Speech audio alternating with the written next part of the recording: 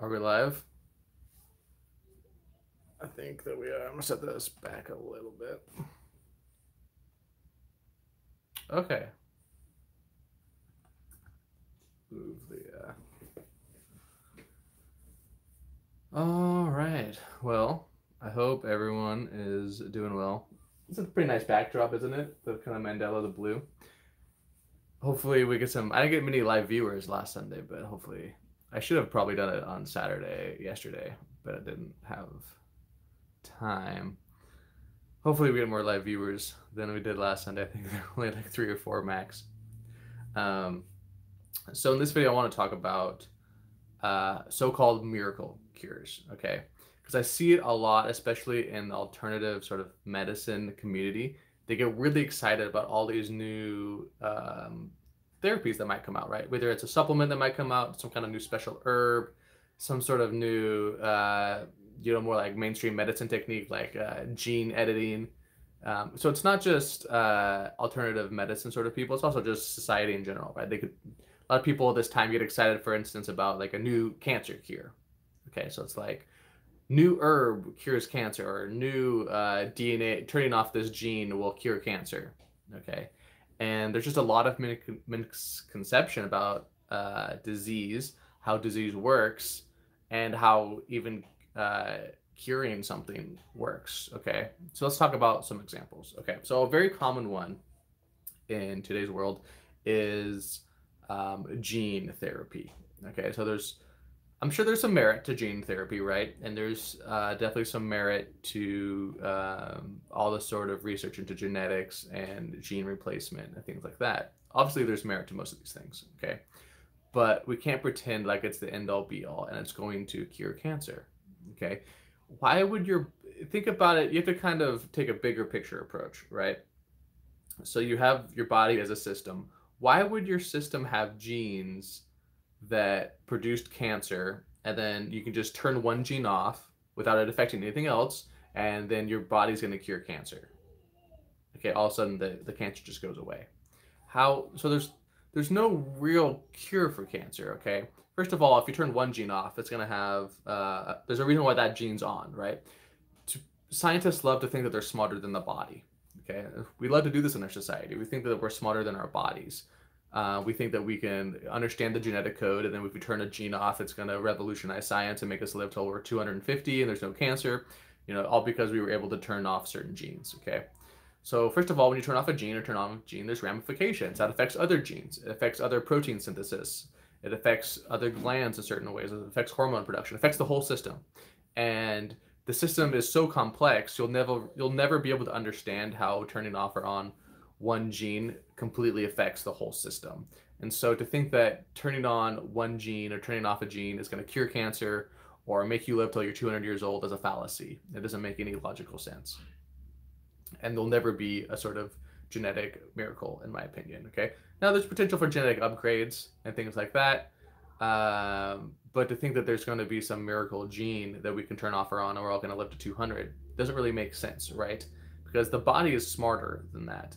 Okay, there's a reason why the genes are turned off or they're turned on, and to think that we can unravel that and be smarter than the innate wisdom of the body is silly. Okay, and it's important to realize that the cancer is not caused by a malfunction of your genes or anything like that. Well, it is to an extent, but it's more just a system. It's a function of a sick body, right? So if we could turn off a gene and cure cancer, and it's just a gene, then why have cancer rates over the last 100 years gone up? Has this gene become more prominent, and that's why we're all getting cancer more? No, it's environmental, right? It's because the bodies are sicker. It's because we're ingesting less healthy foods, our digestion's worse, the food supply is more sick, and just the bodies in general are more sick.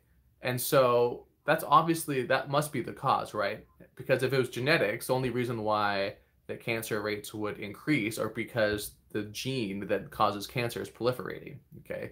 Now, there may be a little bit of truth to that, but for the most part, to think that the genes are causing cancer is silly, okay?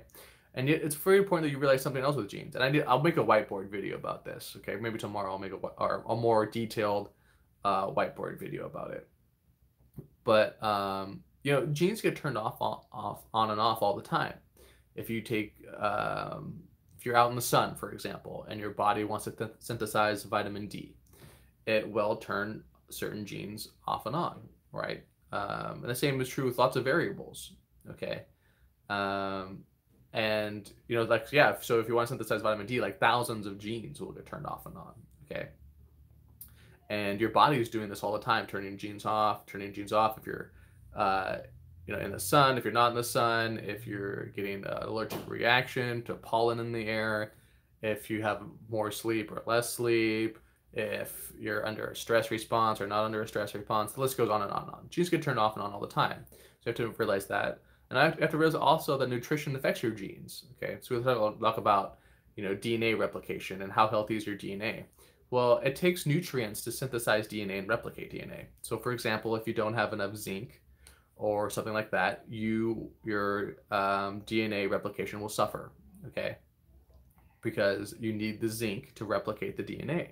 And it's true for all the stages of the DNA life cycle, okay? And so you can actually improve your genes using nutrition, okay?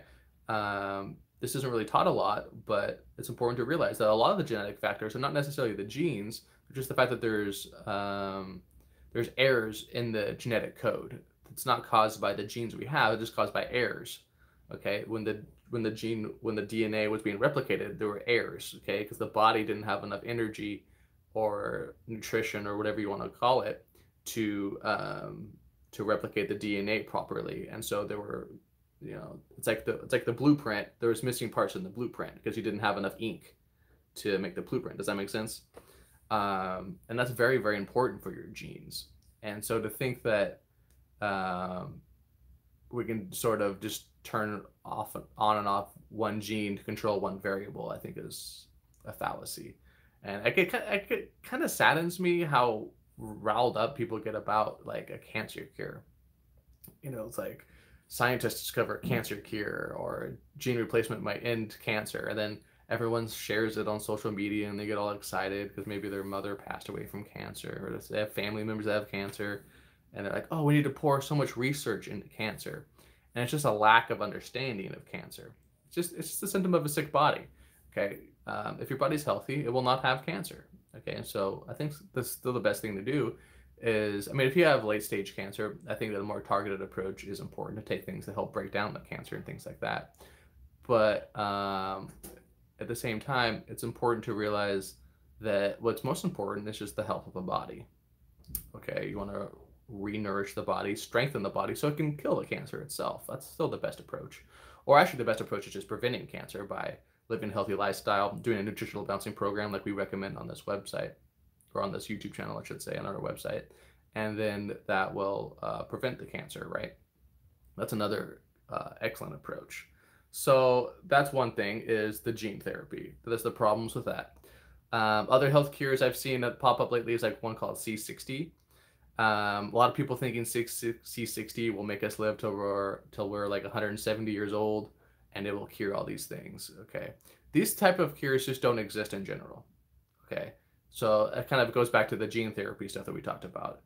You should be wary anytime one supplement or one sort of therapy is going to make people live till they're like 170. It doesn't really exist, right? There's never going to be really like one herb you could take and you're going to live till 170, or one sort of nutritional supplement. It doesn't really make sense. The body doesn't work like that, okay? There's too many buffers, there's too many variables, there's too much going on in a complex system for that really to occur, in my opinion, okay?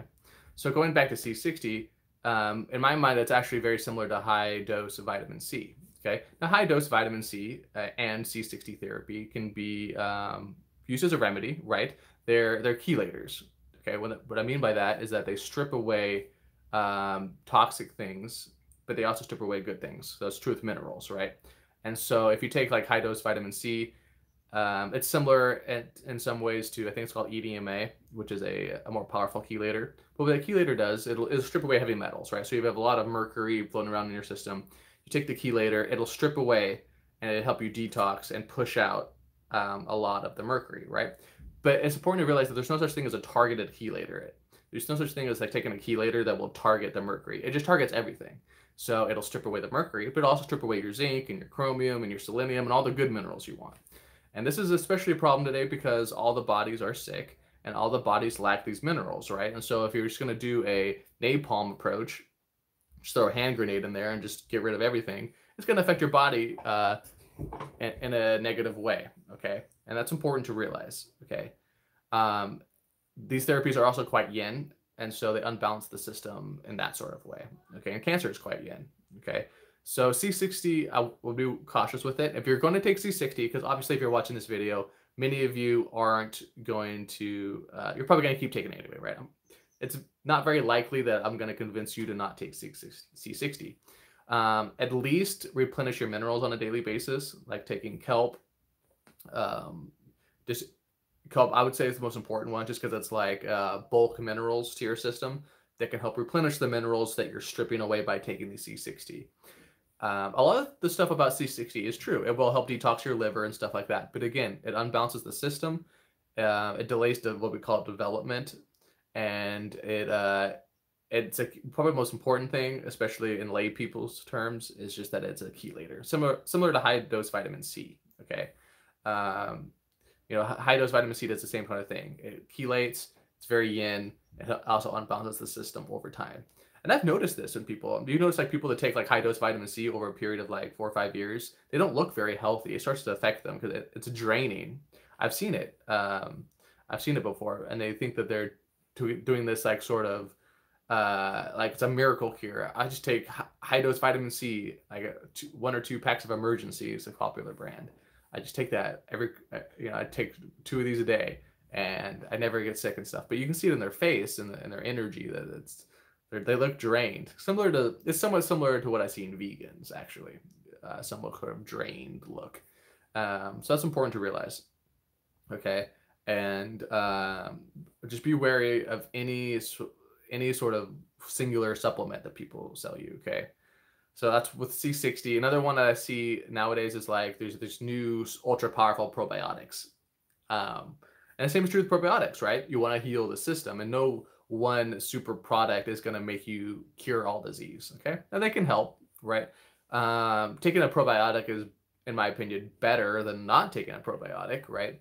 But to pretend like it's going to be the end all be all and make us all live till we're 120 is silly, right?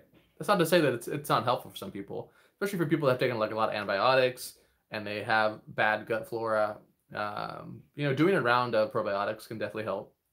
But as soon as you stop the probiotics, people tend to have similar problems because the body hasn't really healed that much. You know what I mean? It's in a similar state that it was before. Okay, so there's issues with that. Okay, and there's other sorts of things too. Like there's like miracle light therapies, miracle sort of energetic things. A lot of these things have merit. You know, some energetic like things with like rocks and that sort of research that helps help us live in healthier fields. There's work involved in that. There is some truth in that. Some of the light sort of therapies that people talk about, like red light therapy, is excellent for the body. But even those ones, like even the ones that we like, for example, like coffee enemas or sauna therapy, those by themselves still aren't really enough and don't really do the job in today's world, right? Even the ones that we like, even the ones that I endorse, not like the C60 and the gene therapy and stuff like that, even the ones that I endorse, like just eating healthy, or more specific, like therapies, like doing sauna therapy, for example. If you do a sauna therapy without a nutritional balancing program, it won't be nearly as powerful, right? Although it is better than nothing and it does help a lot of people. And so you need to be wary of anyone that's selling you like one specific miracle cure. And I think a lot of people just, I think part of it is just trusting science too much. Okay, going back to like gene therapy, and then when it gets shared on social media, right, and everyone hops on the thing like, oh, if we can discover like what gene causes cancer, it's gonna cure everything. You know, no one's gonna get cancer, and if we discover this other gene and turn it off, then we're all gonna live till 200 years old, right? You need to think about it logically. Why would your body have a gene that kills you faster, right? That does you need to use your logical brain. A lot of times we're not taught to use logic in school and in our society, right? Your body's a complex system. Why would turning one gene off not affect anything else, and just all of a sudden it's a miracle gene that makes us all regenerate and we can all live till we're 200? It doesn't work like that, okay? And I think science in today's world can push that sort of narrative that we're always, and you realize that they never come to fruition, right? They're always like, oh, miracle cancer cure. And they've been saying that for 30 years and it never quite comes to fruition, right? Or they've been talking about gene therapy for decades now. And it's like, there's never actually a cure for cancer. There's never actually a gene that they find that's going to actually make us live till 200, because it doesn't exist. And the bodies, meanwhile, autism rates go up, ADD levels in children go up, people get more cancer. For the first time in a long, long time, the last couple of years, the life expectancy of adults in America has actually gone down the last couple of years, if you look at the statistics. And so we have all these so-called miracle cures that the bodies keep getting sicker, because it's not the answer. The answer is treating the body as a system, doing multiple therapies that work in conjunction with each other to move the body in a healthier direction, and focusing on healing the body. That means heating it up in today's world, remineralizing it, and doing therapies that, combined with the rest of the program, help the whole program succeed, and taking a whole systems holistic approach. That's the answer today, you guys. So that's the basis of this video. Don't really have many viewers, so I'm not going to do a Q&A today. Probably should move it back to Saturday, because I seem to get more questions that people can answer.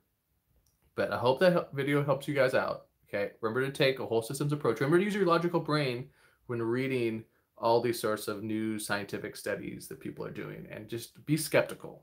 Okay, use your skeptical brain when reading about all this sort of stuff.